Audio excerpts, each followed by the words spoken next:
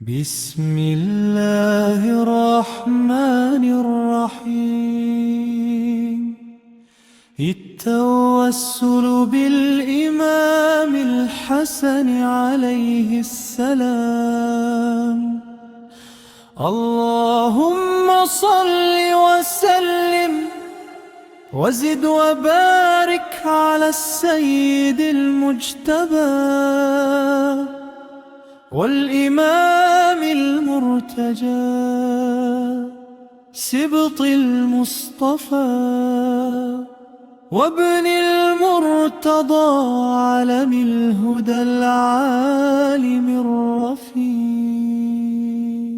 ذي الحسب المني والفضل الجميل والشرف الرفيع الشفيع ابن الشفيع المقتول بالسم النقيع المدفون بأرض البقيع عالمي بالفرائض والسنن صاحب الجود والمنان كاشف الضر والبلوى والمحن ما ظهر منها وما بطن الذي عجز عن عد مدائحه لسان اللسن الإمام بالحق المؤتمن أبي محمد الحسن صلوات الله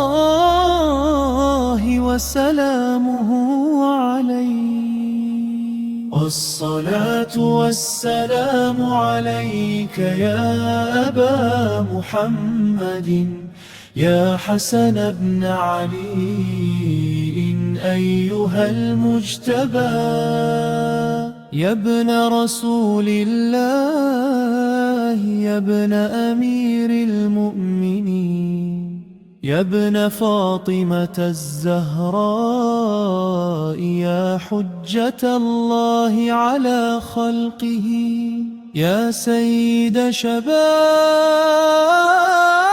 أهل الجنة يا سيدنا ومولانا إنا توجهنا واستشفعنا وتوسلنا بك إلى الله وقدمناك بين يدي حاجاتنا في الدنيا والآخرة يا وجيها عند الله اشفع لنا عند الله. قل إلهي خلقني بأخلاقه عليه السلام.